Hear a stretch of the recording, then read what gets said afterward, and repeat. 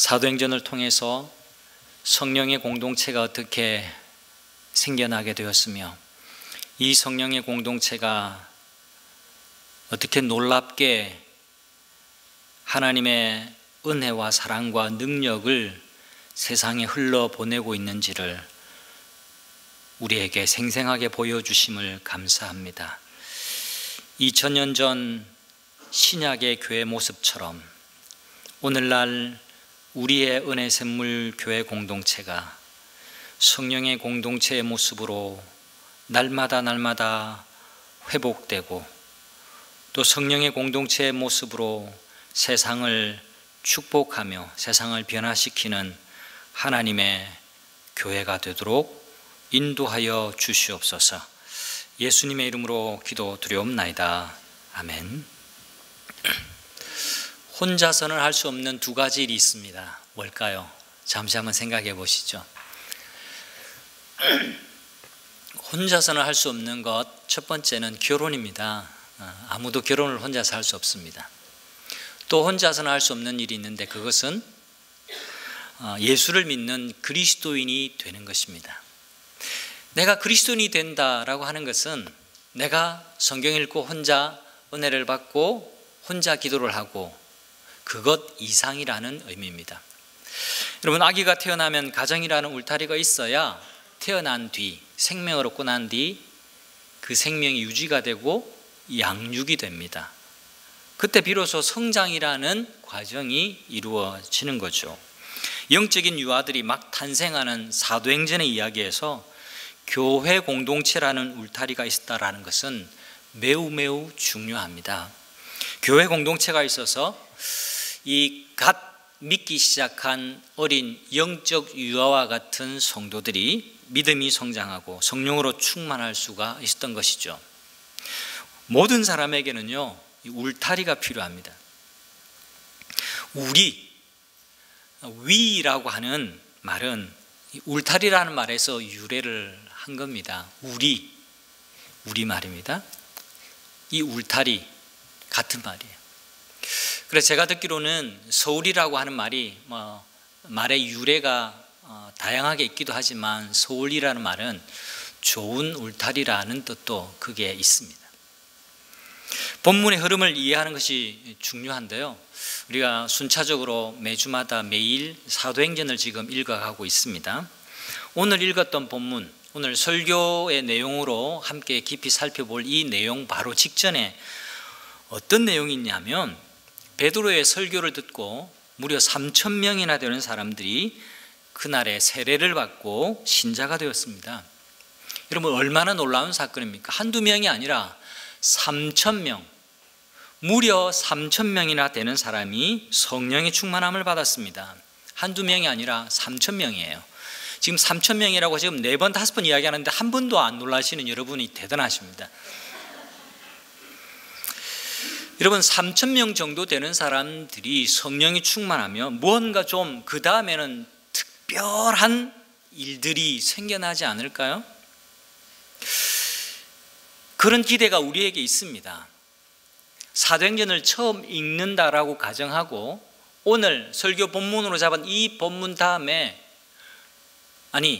이 본문 직전에 3,000명이 예수님을 믿었다, 성령에 충만했다라고 하는 그 기록 다음에는 뭔가 가는 데마다 기적이 일어나고 뭔가 예상치 못한 놀라운 쇼킹한 일들이 이곳저곳에서 벌어지었다라는 것을 기록해 놓으면 좋을 뻔했는데 그 다음 기록이 오늘 우리가 읽었던 이 본문이에요. 성령 충만의 증거가 특별한 은사를 발휘하는 것으로 나타나는 것이 아니라 삶으로 나타나는 겁니다. 이 그리스도인이라고 하는 사람들의 자연스러운 삶의 방식을 설명하는 내용으로 그 다음 내용이 이어지고 있다는 것이 특별합니다. 저는 초대교회 성도들의 성령 충만한 모습과 오늘날 우리의 신앙생활을 비교해 보면서 과연 우리가 성령 충만한 생활이라는 것이 무엇을 의미하는가를 함께 이 시간 살펴보고자 합니다. 오늘 두 가지만 좀 살펴보고 싶은데요. 하나는 성령 충만은 공동체적인 삶을 통해서 나타났다라는 사실입니다. 눈길을 끄는 구절이 있습니다. 우리 방송실에 47절을 한번 비춰주시면 너무 감사하겠습니다. 네, 같이 한 번 더 읽겠습니다. 읽습니다. 하나님을 찬양하였다. 그래서 모든 사람에게서 호감을 샀다. 주님께서는 구원받는 사람을 날마다 더하여 주셨다. 그들 3,000명이나 되었던 막 믿기 시작했던 그리스도인들이 많은 사람들에게서 호감을 샀다. 호감을 산 사람들이라고 표현을 하고 있습니다. 다른 말로 하면 굉장히 이들이 매력적인 사람이었다라는 겁니다.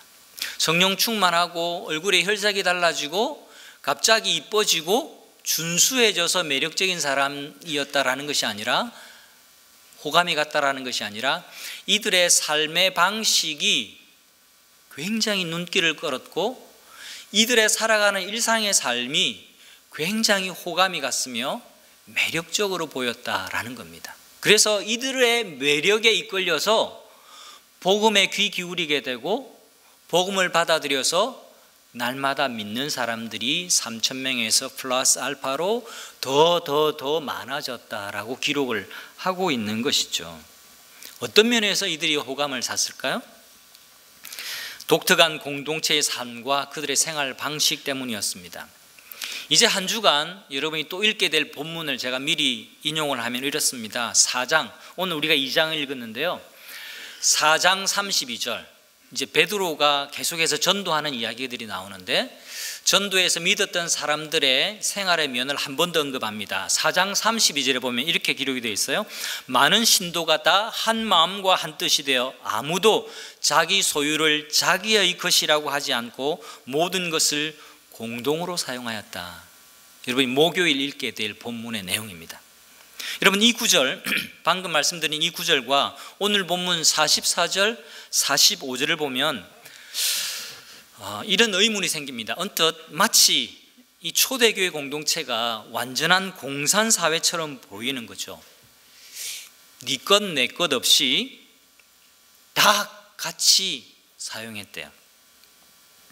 자기 것이라고 한 사람, 내 것이라고 주장한 사람이 한 사람도 없었다라고 말합니다. 그런데 여러분, 이 구절을 잘 해석해야만 합니다. 이 말은 모든 소유를 공동으로 관리했다라는 것을 말하는 게 아닙니다. 완전한 공산사회를 이상적으로 그려놓는 것이 아닙니다. 그래서 어떤 분들은 이 본문을 읽을 때 되지도 않는 이 너무 높은 기준을 설정해서 좀 부담을 느끼는 그런 분들도 계세요. 오늘 본문은 각자가 자신의 재산을 관리하면서 가난한 사람이 공동체 속에 있으면 그때그때 자기 소유물을 팔아서 어려운 사람을 도와주고 또 도와주었다라는 것을 의미하는 것이지, 일괄적으로 내 모든 재산을 다 처분해서 공동체에 갖다 바치고 우리 모두 공동 소유로 해서 공동 운명체로 그렇게 살았다라는 것을 설명하고 있는 본문이 아니라는 겁니다. 주로 이단 종파에서는요, 완전한 공산주의식 공동 소유, 공동의 분배를 그럴듯하게 이 본문을 가지고 이용해 왔습니다. 여러분, 부산 인근의 기장이라는 곳을 한번 들어보셨나요? 기장, 미역으로 유명합니다. 기장 미역. 기장에 가면 아주 유명한 생활 공동체가 있어요. 젊은 분들은 잘은 모르실 수 있는데요, 1970년, 80년 굉장히 사회에 큰 반향 또 물의를 일으켰던 신앙촌 공동체가 있습니다. 들어보셨어요? 신앙촌 간장, 신앙촌 스타킹 유명하죠?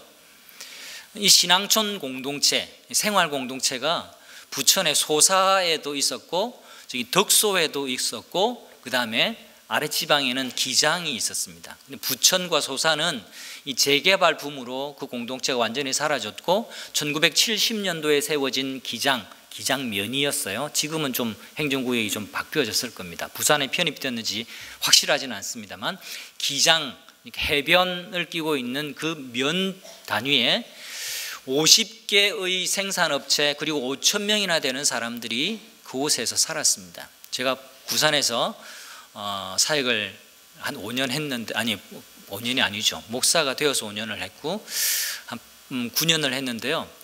그때 이 신앙촌 공동체, 기장에 있는 신앙촌 공동체에 가서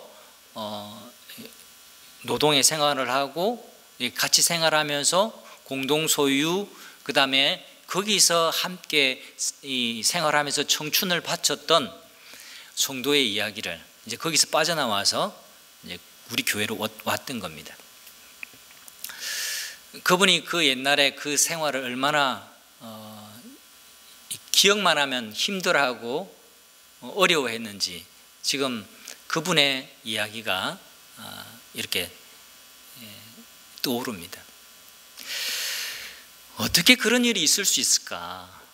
사람들 가만 보면 멀쩡한데 어떻게 자기 모든 재산을 다 내팽개치고 거기서 공동으로 생활하고 공동으로 또 그렇게 소비하고 공동으로 분배하고 그렇게 할 수 있을까? 첫 번째는 이 구절을 잘못 이해해서 그렇다라고 할 수 있습니다. 여러분, 성경에서 처방으로 말씀을 주는 것하고 설명으로 말씀을 주는 것하고는 구분하실 수 있어야만 합니다. 오늘 본문도 마찬가지예요. 우리가 살아가는 공동체가 개인 소유, 사유재산 이게 털려먹었으니까 당신들 모든 그리스도인들은 공동체는 공동소유, 공동분배의 이런 성령의 공동체로 살아야 된다라는 것을 처방으로 말씀하는 것이 아니라 갓 태어난 그리고 재림, 예수님의 재림을 기다리는 초대교회 성도들이 어떻게 살았는가, 그리고 지나왔던 자신들의 삶의 방식을 내려놓고 어떻게 성령에 충만해서 뜨거운 마음으로 살았는가라고 하는 것을 설명하는 것이지, 서술하는 것이지, 이렇게 모든 오고 오는 교회, 모든 성도들이 이렇게 살아야 된다라는 처방을 우리에게 주지 않습니다. 사도행전 내에도요, 뒤로 갈수록 이런 공동체는 없습니다.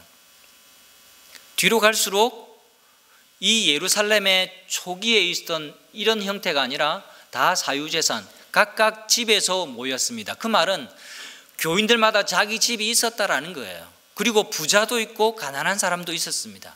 근데 가난한 사람들이 도착하기도 전에 부자들끼리 모여서 함께 애찬과 성찬을 하고 하니까 그 교회 공동체에 문제가 생기는 것을 책망하고 나무라는 사도의 가르침도 그 안에 있습니다.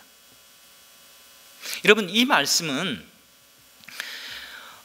모두가 다 그렇게 살아야 한다는 것을 얘기하고 있지 않고요, 중요한 것은 삶의 원리를 우리에게 이야기하고 있는 겁니다. 이 부분에 대해서 잠시 후에 다시 한번 강조하겠습니다. 두 번째, 어떻게 이런 일이 있을 수 있을까? 이단 종파의 교주는요, 유사 이래로 이상향을 동경하는 인간의 심리를 역이용해서 자신의 사욕을 채우려고 하는 시도들이 무척이나 많습니다. 지금도 우리 주변에 횡행하는 이단 종파의 교주들은 이런 인간의 심리를 굉장히 잘 이용을 합니다. 그래서 모든 생활을 내어버리고 공동으로 와서 모든 자기의 소유를 갖다 바치고 그 안에서 운명 공동체로, 생활 공동체로 같이 살아야 한다라는 것을 강조하죠. 본문 45절이 재산과 소유물을 팔아서 모든 사람에게 필요한 대로 나누어 주었다, 이렇게 기록을 하고 있는데요, 여기서 두 가지 동사가 있습니다. 모든 재산과 소유물을 팔아서, 판다라는 동사가 나옵니다. 모든 사람에게 필요한 대로 나누어 주었다라고 하는 행동형 동사가 나옵니다. 그런데 이 동사는요, 미래 완료 시제라는 것이 굉장히 중요합니다. 좀 복잡한데요, 미래 완료 시제라는 게 왜 중요하냐면 이건 한 번에 끝내는 게 아니라 계속해서 반복하고 다시 하고 이어갈 때에 그것을 미래 완료 시제로 사용한다라는 겁니다. 다시 말하면 교회 공동체가 3,000명이나 넘는 그리스도인들의 공동체가 생겨났는데 이 공동체 안에서 자신의 소유물, 자신의 부동산, 자신의 재산을 팔아서 가난한 사람들에게 또 나누어 주는 일이 있었습니다. 그리고 일상의 삶을 하는 겁니다. 그리고 또 저 사람이 굉장히 불쌍하게 여겨지고 돌보아야 되겠다라는 공동체의 결정이 생겼을 때 그 안에 부자들이 결정을 하고 자신의 소유를 팔아서 필요한 대로 그 사람에게 공급해 주었습니다. 도와주었다라는 말입니다. 한꺼번에 모든 것을 일갈 헌납하고 공동체로 들어가는 것과는 완전히 다른 모습이죠. 근데 놀라운 것은 왜 이들이 자기의 것을 자기의 것이라고 말하지 않았을까? 이 부분이 훨씬 현대를 살아가는 우리 교회, 우리 개개인에게 중요한 질문입니다. 도대체 이들은 왜, 무엇 때문에 자기의 것을 제 것이라고 하지 않고 사는가? 여러분, 자기의 것을 제 것이라고 하지 않는 마음에 자세가 있기 때문에 미래 완료 시제로 자기의 재산을 팔아서 가난한 사람들에게 나누어주고 또 나누어주고 또 나누어줄 수 있는 거죠. 세상 만물의 주인이 하나님이시라는 하나님의 소유권을 철저하게 인정했기 때문에 그들은 자기의 것을 자기의 것이라고 주장하지 않을 수가 있었던 것이죠. 이 땅에 내가 가진 것이 많아서 많이 누리고 살지라도 그것이 단지 하나님의 것을 내가 대신해서 맡은 청지기일 뿐이라는 청지기 의식이 분명하게 그들 공동체 속에, 그들 신앙인의 신앙 고백 속에 있었기 때문에 이런 일들이 가능할 수 있었다라는 겁니다. 여러분, 구약의 내용들을 한번 떠올려 보세요. 구약에는 희년을 비롯해서 경제적인 평등이 이루어지도록 말씀에 놓으신 율법의 말씀이 참 많습니다. 여러 가지 법과 제도를 통해서 공평해지도록, 가난한 사람들이 더 어려워지지 않도록, 부자가 더 지나치게 부자가 되지 않도록 장치를 해놓았어요. 대표적인 것이 희년이죠. 그런데 구약시대에 보면 엄중한 하나님의 선지자들을 통한 책망의 말씀이 자주 나옵니다. 대표적인 것이 이사야서 말씀인데요. 이사야서 5장에 보면 이런 내용이 나와요. 이사야서 내용을 보면 사람들이 살아가는 것이 예나 지금이나 크게 다르지 않구나. 인간의 욕망이라는 것이 시대에 따라서 얼굴이 좀 달라지고 모양이 좀 달라질 뿐이지 그 본질이 달라지지 않는구나 라는 것을 알 수 있습니다. 이사야 5장에 보면 이런 책망의 말씀이 있습니다. 가옥에 가옥을 이으며 전토에 전토를 다하여 빈틈이 없도록 하고 이 땅 가운데서 홀로 거주하려는 자들은 화가 있을진저. 무슨 말입니까? 집을 누리고 부동산을 통해서 불로소득에 눈이 멀어서 자신의 재화를 모으는 것이라면 어떤 일도 서슴지 않고 살아가는 사람들에게 화가 있을진저라고 말씀합니다. 그렇다고 이 자리에 집 두 채 있는 사람 죄책감 가질 필요가 없습니다. 그 이야기를 하는 게 아니잖아요. 많이 가지신 분은 하나님이 많이 가지게 하신 그것을 누리시면 됩니다. 중요한 것은 하나님 없이 그것이 마치 내 것인 양 그렇게 살아간다면 당신은 당신 속에 그리스도가 있는지 되짚어 보아야만 합니다. 근데 놀랍게도 초대교회 성도들이, 이 시점이 굉장히 중요합니다. 놀랍게도 구약에서 그렇게 법과 규정과 이 책망을 통해서도 잘 안 되던 것들이 성령에 충만한 공동체가 되니까 구약의 법, 의무 규정을 넘어서고 있는 겁니다. 자발적으로 헌신적으로 자신을 또 자신의 소유를 이웃을 위해 내놓고 있는 장면이 성령 충만한 공동체에 드러난 모습이었다라는 사실이에요. 스스로 자기의 재산을 공동체에 내어놓는 것, 그래서 각 사람이 필요를 따라 나눠 갖는 겁니다. 채워주는 것입니다. 이것이 성령이 임한 초대교회의 모습이었던 겁니다. 이것이 진짜 성령 충만한 증거였다라는 겁니다. 성령 충만하면 다른 사람들이 알아듣지 못하는 방언을 해대면서 살아가는 그것이 성령 충만한 것이 아니라 우리의 삶이 달라지고 생활의 방식이 달라지는 것으로 그 성령 충만의 증거가 나타났다라는 것이 성경의 기록입니다. 이전에는 내가 가지고 있는 재물이 내 것인 줄 알고 그래서 더 악착같이 끌어모았다라고 한다면 이제는 달라졌다라는 겁니다. 악착같이 내가 끌어모으고 내 것이라고 철저하게 생각하는 이유가 무엇입니까? 내가 많이 모아야, 내가 많이 가져야 힘이 생긴다라고 믿기 때문에 그렇습니다. 돈으로 안 되는 일이 이 세상에 얼마나 될까요? 거의 없을 정도입니다. 우리 모두 그것을 피부로 느낍니다. 그래서 돈의 힘이 큽니다. 그래서 돈이 하나님과 나란히 경쟁하는 자리에 가 있는 거예요. 예수님도 우리에게 이렇게 말씀하십니다. 돈과 재물과 하나님을 겸하여 섬길 수 없다. 돈이 주는 유혹이라는 것이, 돈이 주는 그 권세라는 것이 너무나 엄청나기 때문에 하나님과 겸하여 섬기지 말라고, 그 돈을 하나님과 경쟁자 삼지 말라고, 돈을 섬기기 시작하면 결국 하나님을 버릴 수밖에 없는 것이 인생이라고 우리에게 경고하시는 것이죠.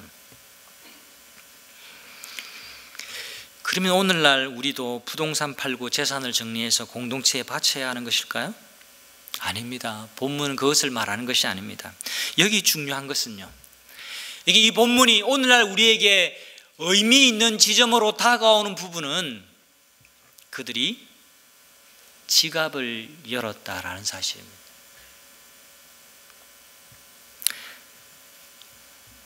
지갑을 열고 살고 계십니까? 여러분, 한 사람의 신앙생활을 평가하는 평가 지표가 있습니다. 여러분은 무엇을 그 한 사람의, 아니 다른 객관적인 한 사람 말고 나 자신이라고 한번 생각해 보세요. 내 신앙생활의 건강함에 또 진정성에 지표 혹은 증거가 있는데요, 그건 주일 예배를 얼마나 안 빠지고 가는지, 목장에 얼마나 자주 가는지, 얼마나 11조를 잘하고 헌금을 꼬박꼬박 하는지, 성경금을 작정하는지 거기에 있지 않습니다. 진짜 내 신앙생활이 하나님 앞에 헌신되어진 신앙생활인지를 보려면 딱 두 가지를 보면 됩니다. 하나는 내가 가난한 사람들을 위해서, 내가 하나님이 하시고자 하는 일을 위해서 언제든지 지갑을 열 수 있는가, 그 지갑을 보면 됩니다. 또 다른 한 가지는 내 시간을 내가 원하는 대로 쓰는 것이 아니라 내 시간을 하나님이 원하시는 일에, 그리고 다른 사람을 섬기는 일을 위해서 내 시간을 쓰고 있는가, 그것을 살펴보면 됩니다. 여러분, 이 한 주간 지갑과 시간, 지갑과 시간, 이 단어가 여러분 뇌리에서 떠나지 않기를 주님의 이름으로 축원합니다. 성경은 잘 안 떠올라도 돼요. 성경 잘 안 떠올라도 돼요. 성경 지식은 우리에게 너무 많습니다. 여러분이 아는 것만 해도 충분하다고 생각합니다. 그런데 이 성령 충만한 삶의 방식이 어떻게 우리에게 펼쳐지고 우리에게 나타날 것인가, 그것은 지갑과 시간입니다. 오늘날 우리의 모습을 돌아보십시다. 모든 것의 주인이 바로 나라고 한다면 나는 문제가 있습니다. 어릴 적 아이를 키워보면서 신앙의 통찰력이 좀 생기는 때가 몇 번 있었는데요, 이제 제 아들도 이제 둘 다 성인이 되어 버렸습니다. 근데 아들 키우고 3년 터울로 키웠는데요, 제가 꼭 같이 확인한 게 있습니다. 어느 정도 되니까 말을 하기 시작하는데 한 번도 제가 가르치지 않은 말을 하기 시작하더라고요. 뭘까요? 내 거야! 내 거야! 이게 사람이구나. 애들은 안 배워도 본능적으로 제 것이라고 말하고 싶은 그 죄성이 우리 아이들 속에 있구나. 어른이 된 나는 어떤가요? 여러분은 어떻습니까? 유치하게 애들처럼 말하지는 않지만 속으로 점잖하게 내 거야 라고 여러분 말하고 살지 않습니까? 죄성은요, 안 가르쳐 줘도 이렇게 배어져 나오게 될 수밖에 없어요. 유명한 영화 반지의 제왕에 보면 첫 장면이 나오죠. 골룸이 나옵니다. 그 반지의 맛을 알아서 My precious, my precious. 우리 모두 절대 반지를 갖고 싶어 하죠. 골룸은 바로 당신의 모습입니다. 우리가 골룸처럼 살고 있다면 우리는 불행해질 수밖에 없습니다. 내 것이 아닌데 내 것이라고 말하고, 그 반지가 영원한 행복을 가져다 줄 것이라고 눈이 멀어서 모든 가치로운 것을 다 잃어버리고 사는 골룸과 같은 삶이라면 우리는 되돌아서야만 합니다. 조정래의 한강이라는 소설에 보면 주인공의 아버지가 이렇게 등장을 합니다. 이북에서 내려와 가지고 구호물품 빼돌려서 장사하는 아버지인데요, 정말 악착같이 벌어서 알부자가 되었습니다. 그리고 자기 아들을 서울대학교, 여러분이 잘 아는 서울대학교에 보내기 위해서 가정교사를 불러서 가정교사에게 이렇게 일장 연설을 하는 장면이죠. 부탁을 하는 장면인데요, 이렇게 나옵니다. 이렇게 잘 살게 된 것도 주님께서 돌보신 거고, 그래서 내 아들이 서울대학에 들어가야 내가 고생한 보람도 생기고 교회에서 내 체면도 서는 거지.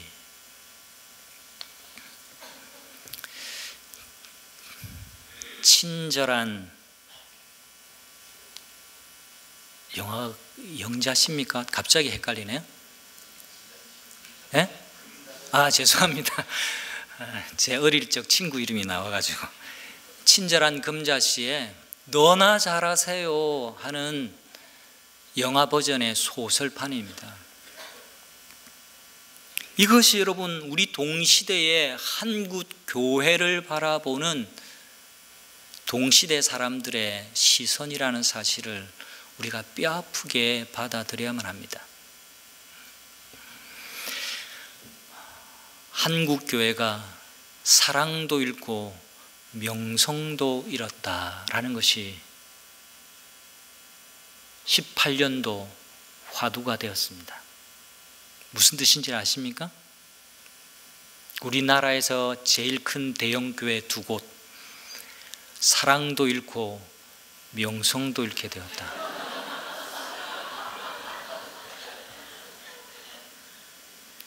처음에는 못 알아들으셨군요.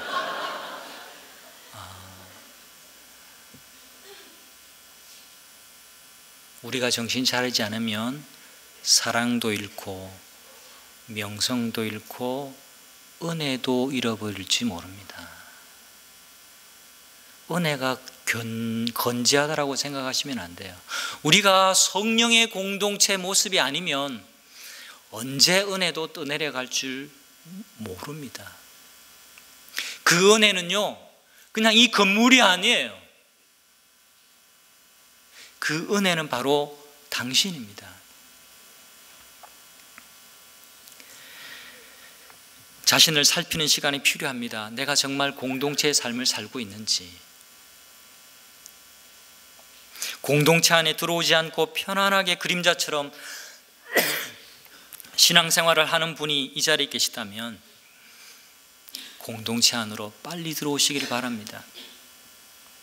은혜샘물교회 건강한 교회라는 환상을 깨십시오. 몇 주째 지금 이 교회에, 3교회에 아이들은 있는데 교사 목자들이 없어서 헌신해 달라고 하는 이 광고를 저와 여러분이 3주째, 4주째 아니 몇 달 전부터 듣고 있다고 한다면 우리 교회 공동체는 건강한 교회 공동체 아닙니다. 바로 여러분 때문에, 바로 나 때문에 공동체의 건강성을 잃어가고 있다라는 것을 여러분 유심히 보셔야 됩니다. 소비자의 마음으로 만약에 이 교회에서 신앙생활을 거칠게 표현해 죄송합니다, 즐기고 있다면 여러분의 마음을 고쳐 먹으셔야 됩니다.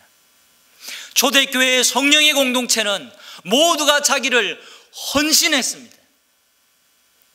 자신의 시간을 내고 자신의 몸을 바치고 자기의 재물을 내어드리면서 그 공동체가 호감 가는 공동체가 될 수 있도록 자신을 헌신하지 않고서는 성령의 공동체는 그려지지 않습니다. 46절에 그리고 날마다 한 마음으로 성전에 모이고 집집이 돌아가면서 빵을 떼며 순전한 마음으로 기쁘게 음식을 먹고, 내가 헌신할 때에 공동체는 비로소 생명력을 얻게 되어집니다. 나는 헌신하지 않는데 초대교회를 닮은 성령의 공동체를 바라고 있다면 당신은 이기적인 사람입니다. 두 번째 살펴볼 것은요, 성령 충만은 정인의 삶이라는 것이죠. 여러분, 사도행전의 기록을 하나의 이미지로 여러분 이걸 텍스트를 통해서 우리가 상상으로 이렇게 묵상하게 되는데요, 하나의 이미지를 통해서 사도행전을 좀 설명하라고 한다면 저는 호수에 던져진 동심원이라고 얘기하고 싶습니다. 잔잔한 호수에 돌 하나 던져져서 동심원이 생기는데 이 동심원이 가면 갈수록 더 커지고 더 큰 파장을 이루게 되는 거죠. 부활하신 예수님께서는 제자들에게 당부하시고 너희에게 성령이 임하시게 되면 너희가 예루살렘과 온 유대와 사마리아와 땅끝까지 이르러서 내 증인이 될 것이다, 그렇게 말씀을 합니다. 실제로 사도행전은 이런 순서대로 이야기가 펼쳐집니다. 예루살렘에서 3,000명이 5,000명이 성령 충만하게 되어서 예루살렘 초대교회 공동체가 생겨나게 되는 이야기, 이 복음이 온 유대 지역으로 번져나가는 이야기, 눈길도 주지 않았던 사마리아의 복음을 전하는 이야기, 그리고 이방인들이 사는 로마, 그리고 땅끝까지 이 오늘 우리가 선교사 파송하는 것처럼 이 사도들이 예루살렘이라고 하는 갇혀진 그 테두리 울타리가 아니라 민족의 장벽을 넘고 지역의 장벽을 넘어서 하나님이 보시고자 하는, 하나님이 보내시는 그 땅끝으로 가게 되는 지역적인 확장의 모습을 사도행전은 우리에게 이야기합니다. 뿐만 아닙니다. 12제자로 시작된 이 제자 공동체가 예수님께서 성천하시고 난 다음에 예루살렘을 떠나지 말고 성령이 임할 걸 간절히 기도하라 했을 때 120명의 제자들이 마가다락방에 모여서 간절히 기도해서 오순절의 성령을 경험한 이야기, 그리고 베드로의 설교를 통해서 마음의 찔림을 받아서 그 말씀이 심장을 관통하는 듯한 놀라운 성령의 역사를 통해서 3,000명이 회심을 하고 성령의 충만을 받고 5,000명이 되돌이키는 놀라운 이야기들, 그리고 곳곳에 믿는 사람의 수요가 늘어나게 되는 놀라운 숫자의 확대도 우리에게 말씀해 주고 있습니다. 초대교회에 구원받는 사람을 날마다 더해 주셨다라는 기록 다음에 오늘 읽었던 본문 다음의 이야기인데요, 베드로와 요한이 성전에 기도하러 갑니다. 제9시 기도하는 시간에 성전에 기도하러 올라가는데 성전 미문, 아름다운 문이라고 하는 그곳에 아이러니하게도 아름답지 못한 안진뱅이가 구걸하는 모습이 나옵니다. 얼마나 베드로나 요한이 보잘것없게 생겨 먹었던지 이 거지조차도 눈길을 주지 않았습니다. 근데 베드로와 요한이 하는 말이 우리를 보라, 얼마나 쳐다보지 않았으면 나 좀 보시오 라고 그렇게 이야기하고 있습니까? 그리고 은과 금은 내게 없는데 내가 있는 나사렛 예수 그리스도의 이름으로 명하노니 일어나 걸어라.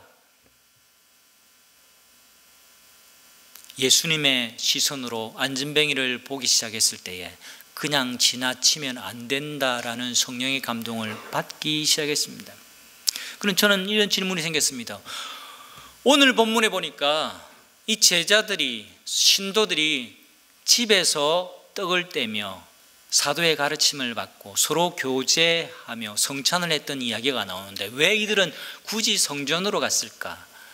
성전 제구시에 기도하러 갔다고 했지만 집에서도 기도할 수 있습니다.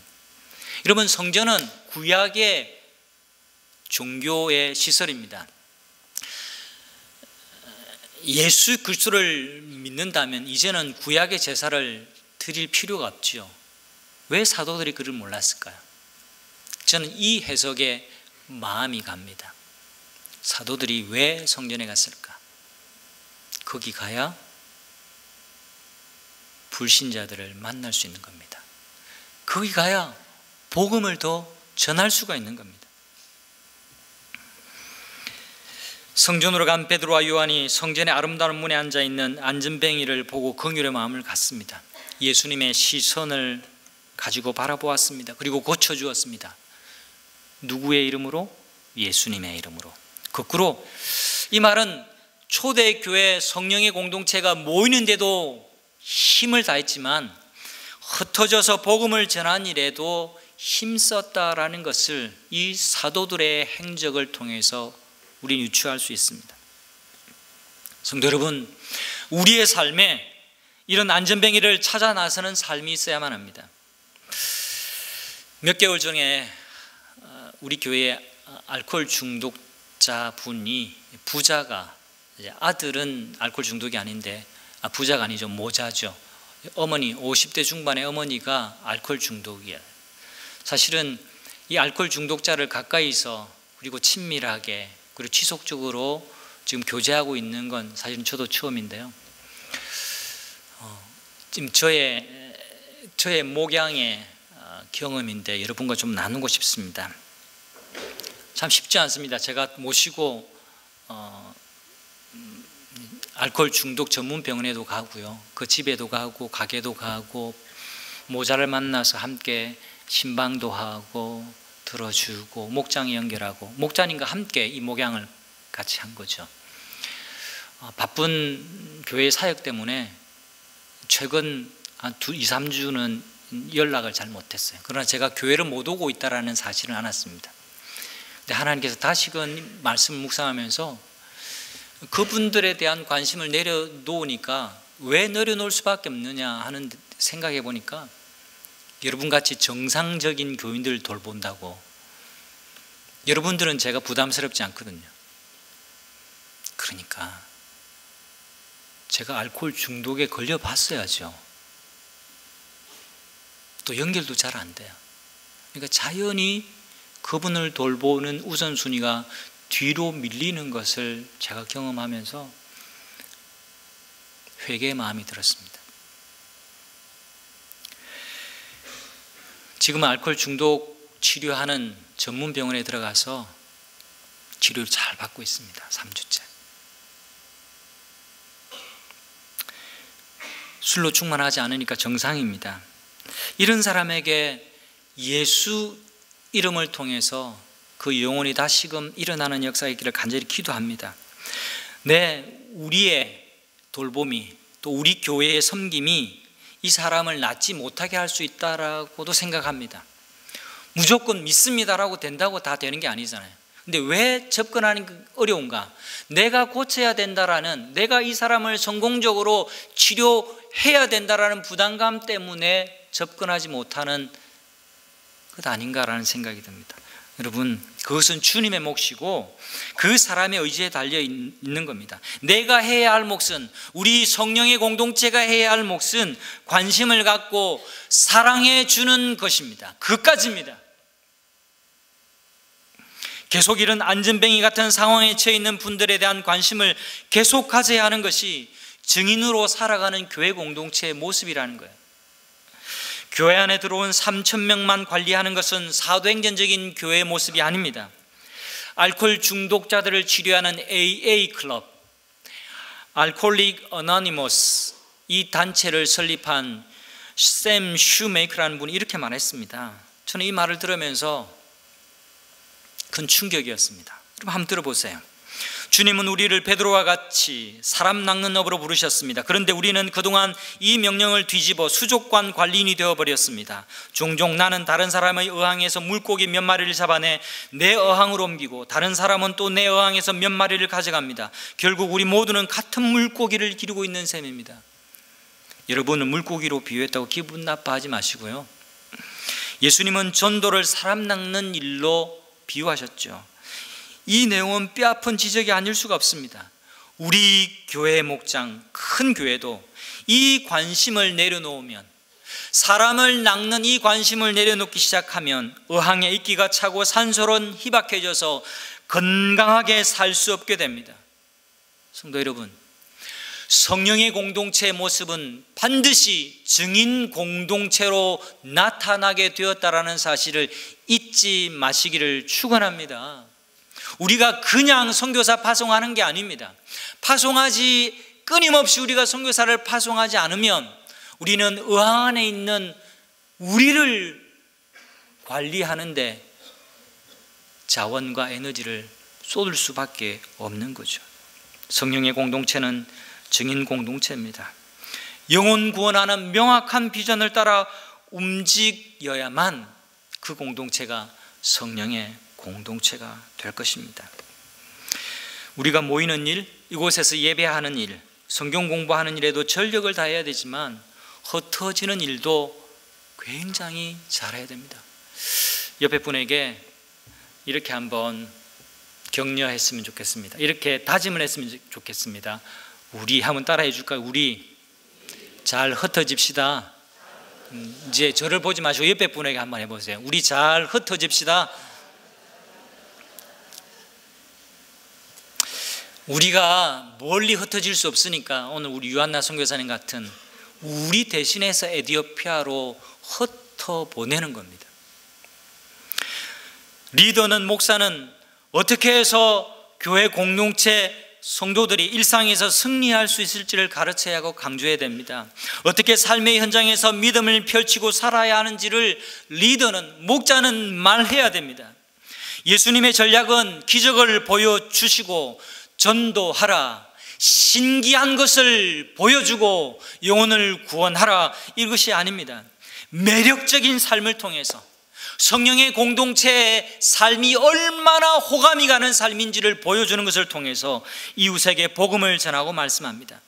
로마의 칼로 정복당한 나라들이 한 번도 경험해 보지 못한 성령 공동체의 모습으로 그들에게 다가가라고 우리에게 말씀하십니다. 말씀을 맺습니다. 여러분, 사도행전의 주인공이 누구라고 생각하십니까? 앞부분은 베드로와 요한, 그리고 베드로가 활약하는 것으로 많은 내용을 할애합니다. 전반에는 베드로가 많이 나오고 후반에는 바울이 주도권을 잡기도 하는데요. 이들이 사도행전의 주인공일까요?